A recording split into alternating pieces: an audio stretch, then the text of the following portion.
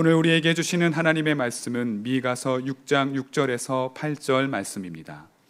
내가 주님 앞에 나아갈 때, 높으신 하나님께서 예배드릴 때 무엇을 가지고 가야 합니까?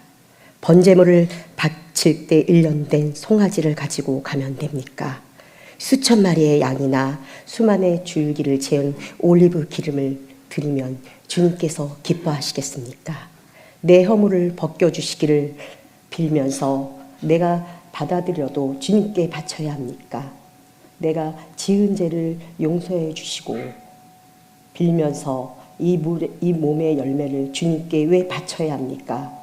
너 사람아, 무엇이든 착한 일인지를 주님께서 이미 말씀하셨다.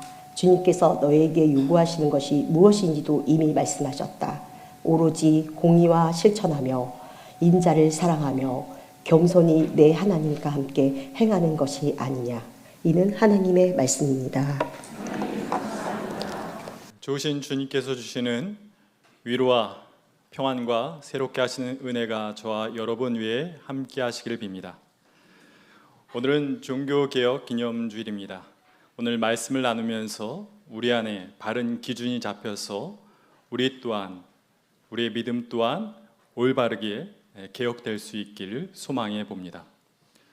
1517년 10월 31일 독일 비텐베르그 성당 문 앞에 루터는 95개의 반박문을 붙였습니다.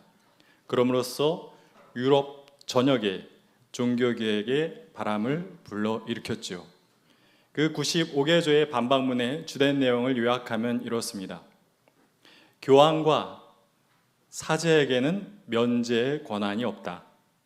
용서는 하나님께서 해주시는 것이지 인간이 해줄 수 있는 것이 아니다. 그리고 또 이런 내용도 있습니다. 하나님의 용서는 진실한 회개를 통해서 이루어지는 것이지 면죄부를 샀다고 죄가 용서받는 것은 아니다. 고로 면죄부에는 효력이 없다.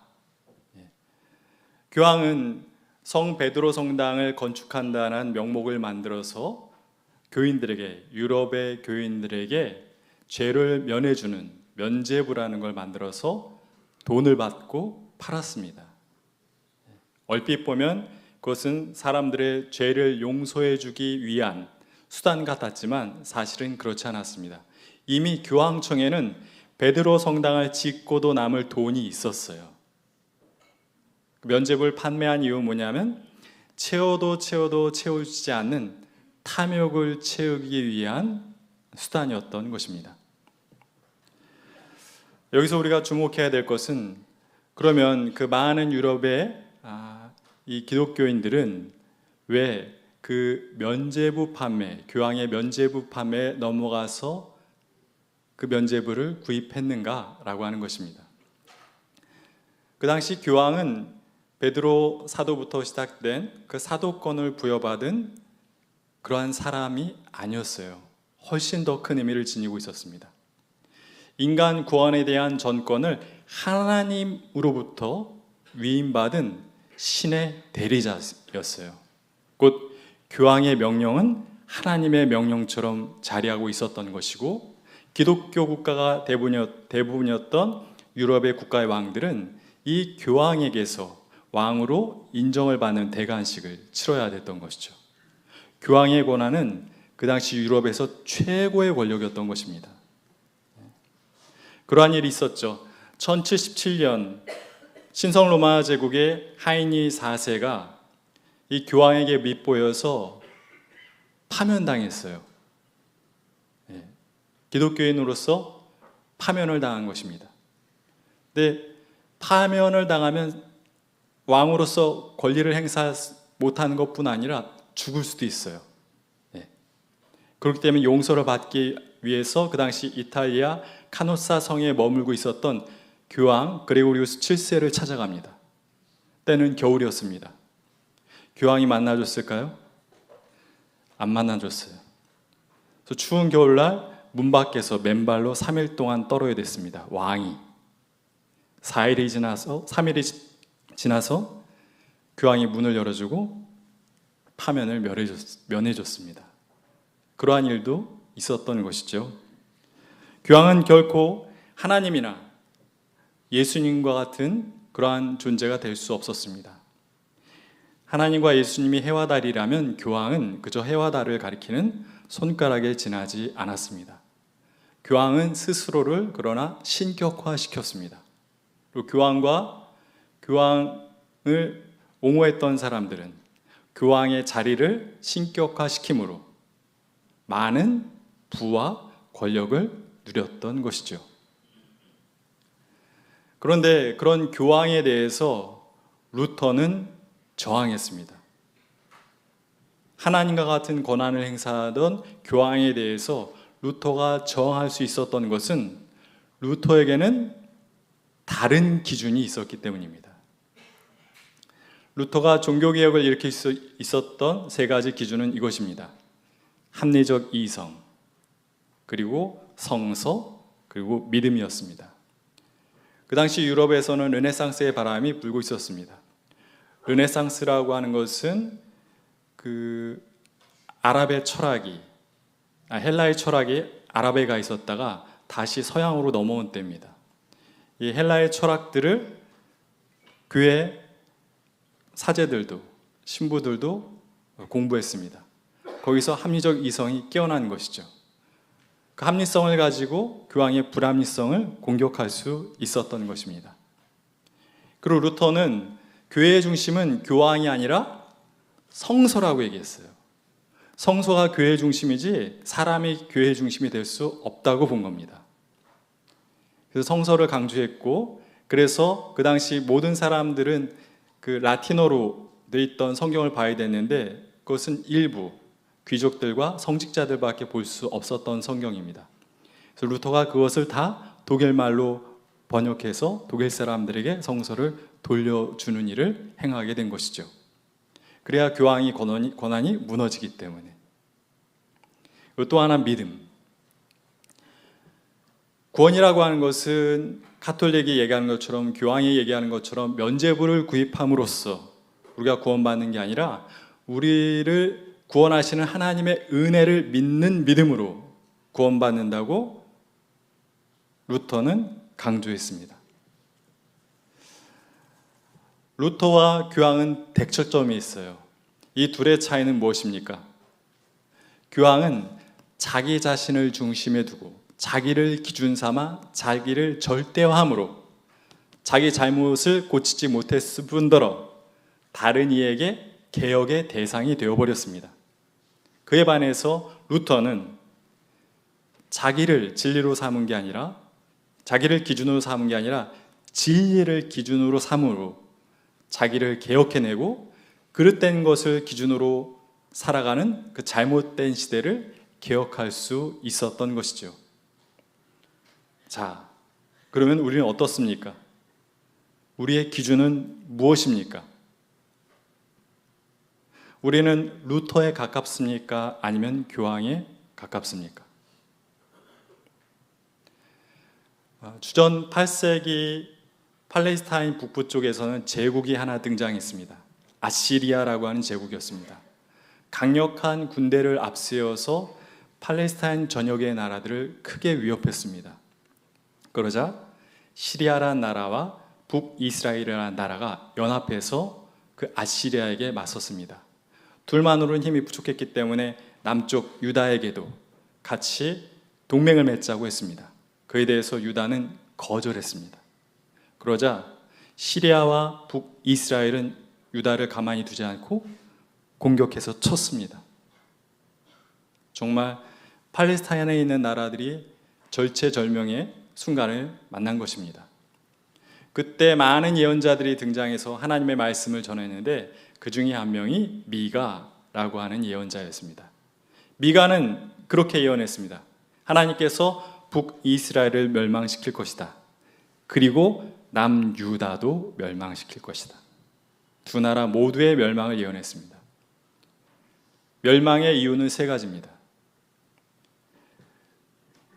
그들이 하나님이 아니라 우상을 섬겼기 때문에, 그리고 그 시대가 불의한 시대, 불의한 사회였기 때문에, 힘 있는 자가 힘 없는 자들의 것을 강제로 빼앗는 불의한 사회였던 것입니다. 그리고 세 번째 이유, 그때 지도자들, 정치 지도자들과 종교 지도자들은 백성들을 돌볼 생각을 안 하고 자기 배만을 채웠던 것입니다. 그래서 하나님께서 그 두 나라를 모두 다 멸망시키겠다고 하신 겁니다. 근데 가만히 보면 미가가 얘기한 그 나라의 멸망 세 가지 이유를 관통하는 하나가 있으니 그 하나는 무엇이냐면 욕망입니다. 하나님보다 우상을 섬겼다라는 것은 욕망을 섬겼다라는 것이죠.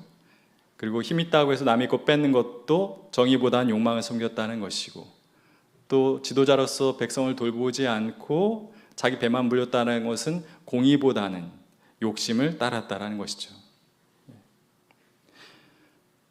나라가 모든 이의 삶의 터전이, 모든 국민의 삶의 터전인 나라가 멸망하는 그 순간에도 자기 욕망만을 따를 수 있는 존재, 그게 인간이에요.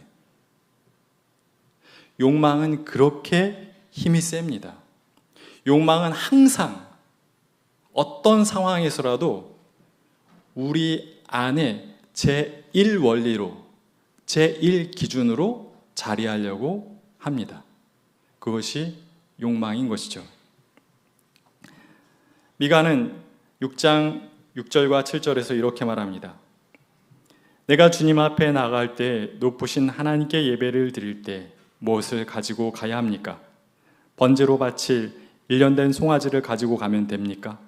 수천 마리의 양이나 수만의 강줄기를 채울 올리브 기름을 드리면 주님께서 기뻐하시겠습니까? 내 허물을 벗겨주시기를 빌면서 내 맏아들이라도 주님께 바쳐야 합니까? 내 지은 죄를 용서하여 주시기를 빌면서 이 몸의 열매를 주님께 바쳐야 합니까? 북이스라엘과 시리아가 연합해서 남유다를 칠 때 수십만 명을 죽였거든요. 왕 아하스는 마음이 급해졌어요. 아하스는 자기의 아들을 제단에 불살라 바칩니다. 그것은 하나님이 기뻐하시는 제사가 아니고 그것은 이방의 습속이었고 하나님이 엄히 금하신 방법이었습니다. 아하스의 제사 속에는 인간적인 계산이 들어가 있는 거예요. 내가 신에게 내가 가지고 있는 가장 귀한 것을 바쳤으니 신 당신도 내게 귀한 것을 내놓으라는 겁니다. 여러분, 그게 우리 인간 안에 있는 욕망의 힘이에요. 욕망은 우리 마음속 깊은 곳에 들어와서 신앙마저도 자기 아래 굴복시킵니다.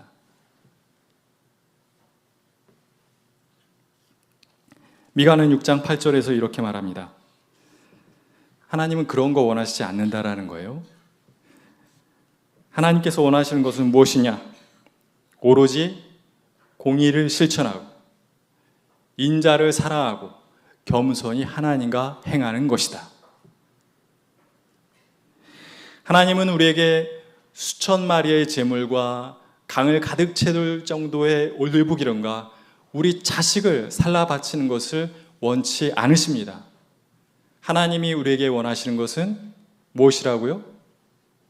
공의를 행하고 인자를 사랑하고 겸손히 하나님과 함께 행하는 것입니다. 여기서 공의를 행한다 할 때 공의는 히브리어로 미슈파트라고 하는데 우리 성경에서는 공의, 정의, 공평 이런 말로 번역이 된 말입니다. 이 미슈파트는 하나님이 갖고 계신 성품 중에 하나이면서 하나님의 백성에게 하나님께서 요구하시는 성품 중에 하나이기도 합니다.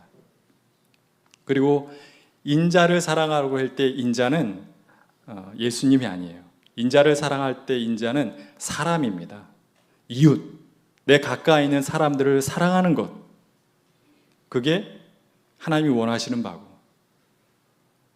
또 겸손히 하나님과 함께 행하는 것이라고 했을 때 그 원어적인 그 뜻은 무엇이냐면 겸손히 하나님과 걸어가는 것이에요. 살아가는 건다.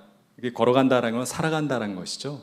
그러니까 우리 삶이라고 하는 것이 그냥 나 혼자 내 멋대로 살아도 되는 삶이 아니라 하나님 앞에서의 삶이라는 걸 인정하라는 거예요. 그러니 하나님 앞에서의 삶이니 겸손해야죠.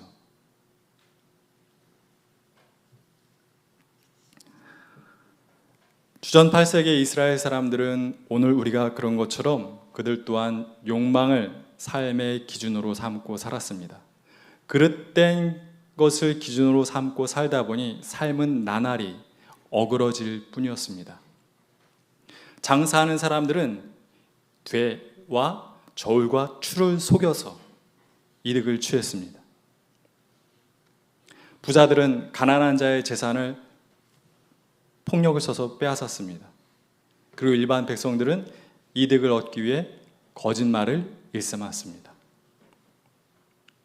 미가 예언자는 그렇게 자기 자신과 자기의 욕망을 중심에 두고 다른 사회적 기준을 비틀어서 다른 이에게 해가 갈 수도 있는 것을 생각지 않는 인간의 행태를 이렇게 명명했습니다.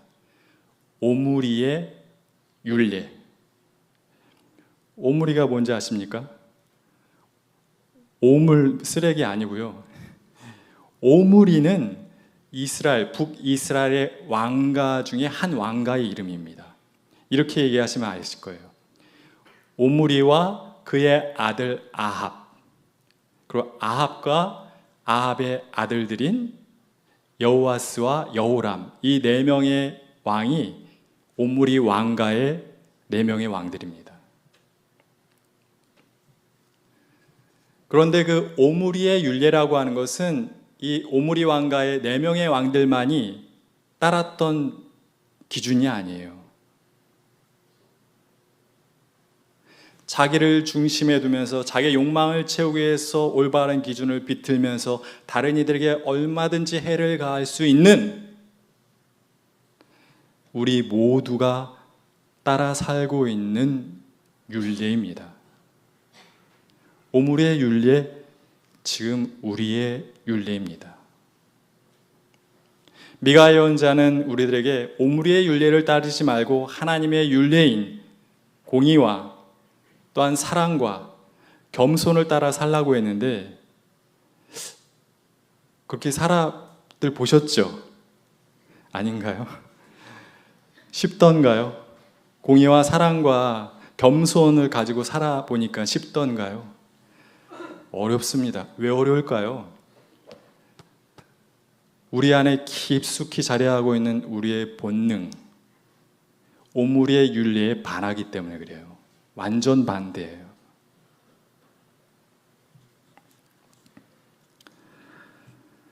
중세의 사람들은 천동설을 믿고 살았습니다. 지구가 우주의 중심이고 태양과 많은 별들은 다 지구를 중심으로 돈다고 믿었습니다.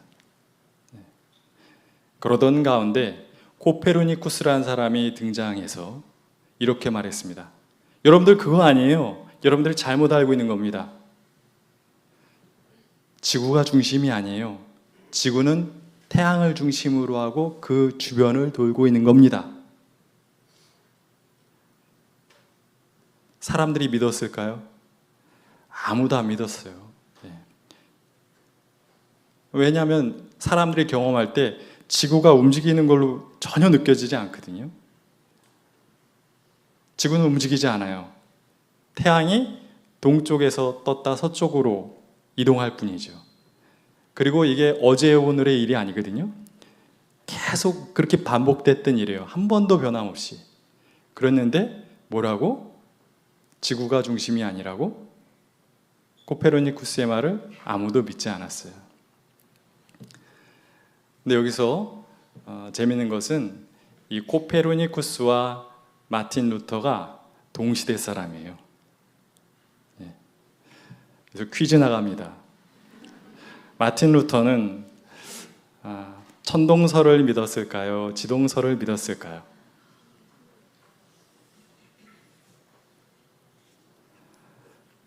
루터는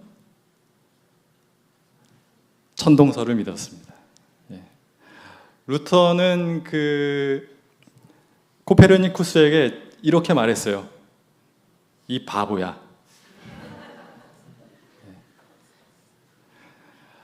루터는 교황 중심의 유럽 사회를 성서 중심의 유럽 사회, 기독교로 중심을 바꾸는 데는 성공했어요.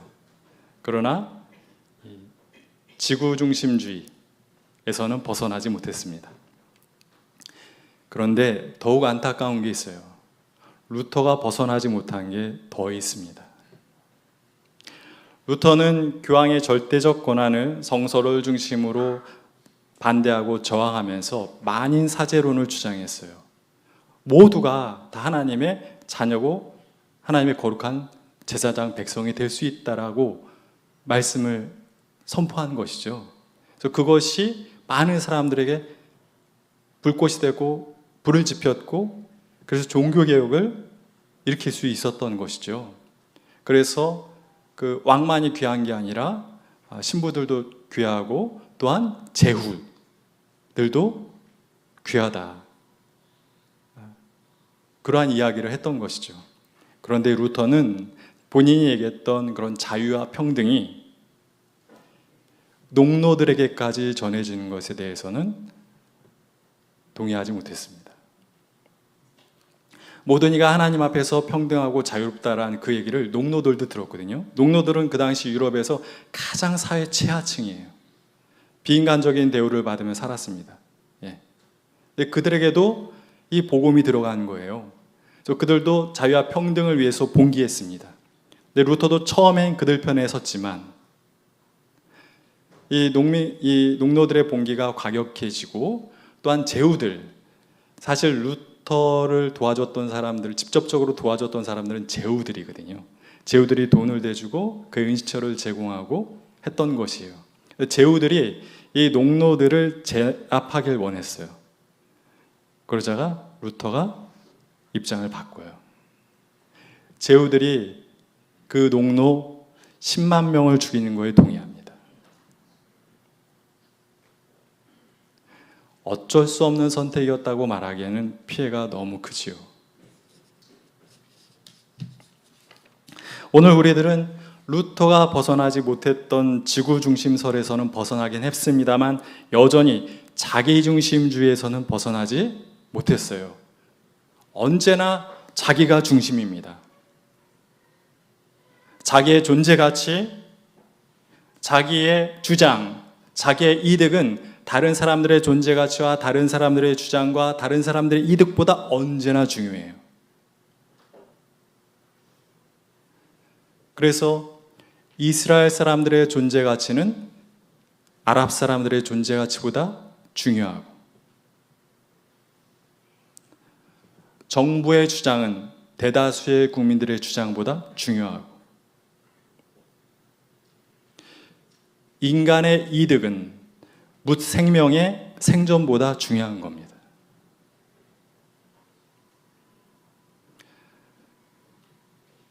그래서 미가가 우리들에게 그 오므리의 율례를 따르지 말고 하나님의 율례인 정의와 사랑과 겸손을 선택하라고 한 것은 인간 깊숙이 있는 이 자기중심주의에서 벗어나라는 하나님의 요청입니다. 자기를 중심에 두지 말고 공의, 정의, 보편적인 올바름을 중심에 두고 살라는 이야기고, 또한 자기를 중심에 두지 말고 이웃의 아픔과 이웃의 소망을 중심에 두고 살라는 이야기며, 자기를 중심에 두지 말고 하나님을 중심에 두고 살라는 이야기가 미가의 이야기인 것입니다. 칠레 작가 루이스 세풀베다라고 하는 사람이 이런 동화책을 썼습니다. 갈매기에게 나는 법을 가르쳐준 고양이. 갈매기가 있었습니다. 몸에 기름덩어리를 묻힌 채 해변가에 있는 어떤 집 발코니에 떨어집니다. 근데 그 발코니에는 소르바스라고 하는 고양이가 있었어요. 고양이는 깜짝 놀랍니다. 이 갈매기는 죽기 전에 알을 하나 낳게 돼요. 갈매기는 죽어가면서 그 알을 고양이 소르바스에게 간곡히 부탁을 합니다. 내가 죽더라도 나의 새끼는 잘 키워달라. 또 고양이 소르바스는 그 갈매기 알을 정성껏 품어줍니다. 그래서 새끼 갈매기가 부화하죠. 가만히 보니까 혼자 못 키울 것 같아요. 그래서 친구 고양이들을 부릅니다. 야, 우리 같이 새끼 갈매기를 키워보자. 근데 의기투합이 잘 돼서 이 고양이 친구들은 이 새끼 갈매기 이름이 이 칠레 말로 아포르투나다. 아포르투나다, 이 뜻은 행운아라고 하는 뜻이에요. 이 아포르투나다라는 갈매기를 정성껏 키워요. 새끼 갈매기가 쑥쑥 잘 자라납니다. 근데 너무 빨리 자라다 보니까 이제 금방 얼마 되지 않았는데 나는 걸 가르쳐야 될 때가 된 거예요. 고양이들이 큰일 났어요. 그래서 막 백과사전을 찾아가면서 고양이들이 이 갈매기에게, 새끼 갈매기에 나는 법을 막 가르쳐 주는 거예요. 근데 수십 번을 도전했는데 실패해요. 왜? 고양이는 고양이니까. 고양이는 갈매기가 아니잖아요. 그래서 고민하다가 고양이들이 큰 결정을 합니다. 이 갈매기에게 나는 법을 우리는 가르쳐 줄 수 없으니 사람의 도움을 받자. 사람에게 가서 도와달라고 하자. 실은 고양이들은 인간의 말을 할 줄 알았던 거예요. 놀랍죠? 네. 저도 몰랐어요. 네.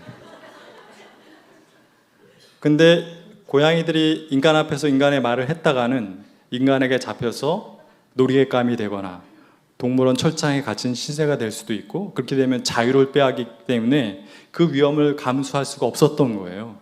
네. 오늘 한번 집에 가서 고양이가 있다면 한번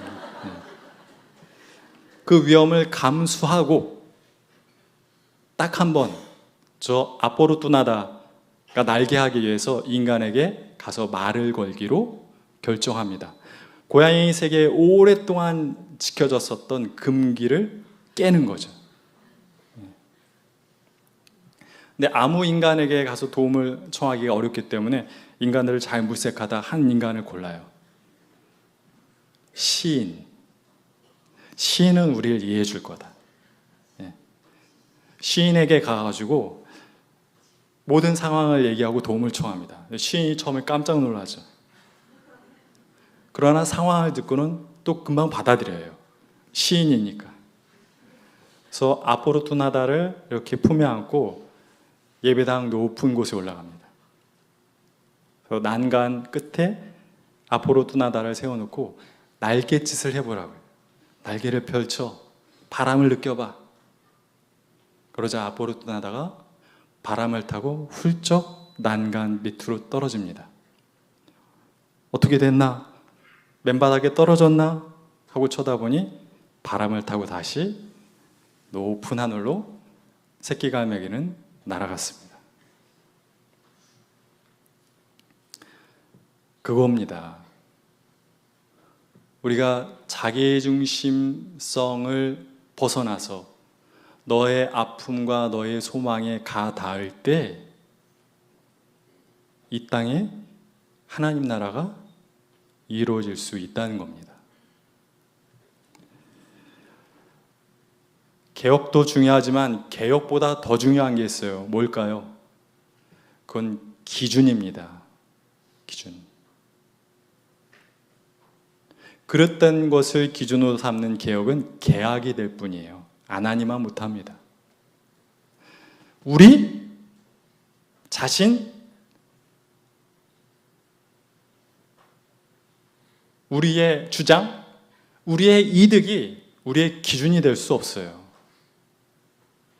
우리 믿음의 사람들에게 기준은 예수님입니다. 예수님만이 우리의 기준이에요. 당신 자신을 구원하기 위해서가 아니라 우리를 구원하기 위해서 당신 자신과 당신 주장과 당신의 이득 모든 것을 다 내려놓으신 분, 그래서 구원의 길을 여신 분, 그분이 우리들의 기준입니다.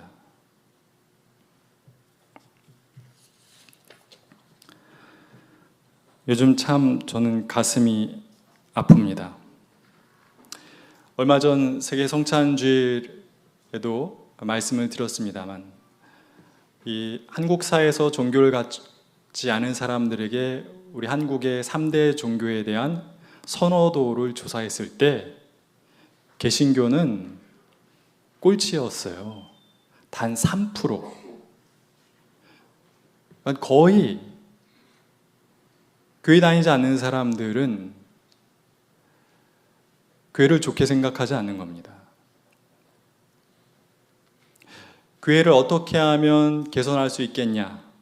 라는 그 질문에 대해서 가장 많은 퍼센테이지의 사람들이 준 답은 그것이었어요. 교회는 이기적인 태도를 버려야 한다. 교회에 다니지 않는 사람들이 교회 봤을 때는 이 교회는 이기적인 사람들의 집단처럼 보이는 거예요. 아니라고 우리 당당히 이야기할 수 있습니까?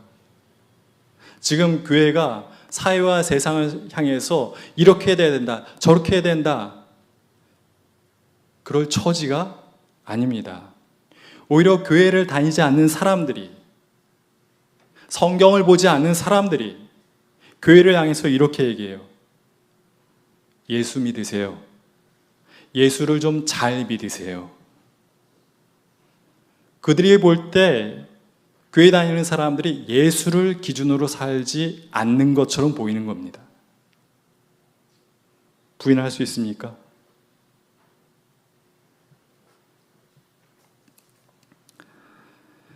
우리는 사회와 교회를 개혁하려기보다는 우리 자신부터 개혁해야 합니다. 자기 자신과 자기의 주장과 자기 이득을 하나님의 이름으로 절대하려는 우리 안에 있는 오므리의 윤리에서 벗어나야 합니다. 예수님처럼 공의와 사랑과 겸손이라는 하나님의 윤리를 기준 삼아 우리 자신부터 개혁해야 합니다. 그렇게 우리가 공의와 사랑과 겸손을 착실히, 충실히 매일매일 실천해 나갈 때 우리만 변할 뿐 아니라 우리 교회도 변하고 교회도 이 세상에 공의와 사랑과 겸손의 상징으로 다시 일어서게 될 것입니다. 그런 귀한 일들을 정말 예수를 기준 삼아 날마다 기도하며 함께 이뤄가는 저와 여러분, 청파의 모든 교우들 그리고 모든 믿음의 백성들이 되길 간절히 기원합니다. 주신 말씀을 기억하며 잠시 거듭의 기도를 드리겠습니다. 하나님, 예수님을 구세주로 믿는다 고백하면서도 여전히 나라는 기준을 내려놓지 못하고 살아가는 우리를 불쌍히 여겨 주십시오. 우리는 너무 자주 나 자신과 나의 욕망과 나의 주장을 절대화하며 살아왔습니다. 그럴수록 삶이 삐걱거리고 다른 이와의 관계가 망가져도 남을 탓할 뿐 자신의 잘못을 고치려 하지 않았습니다. 주님, 우리를 불쌍히 여기시고 은혜를 베푸시사 새롭게 빚어 주십시오. 우리의 내면 깊숙이 자리한 오므리의 윤례를 버리게 하시고 예수님처럼 하나님의 윤례, 공의와 사랑과 겸손의 길을 올곧게 걸어가는 이가 되게 해 주십시오. 생명과 평화의 주님, 우리를 날마다 개혁의 길로 이끌어 주시옵소서. 이 모든 것을 예수님의 이름으로 기도드립니다. 아멘.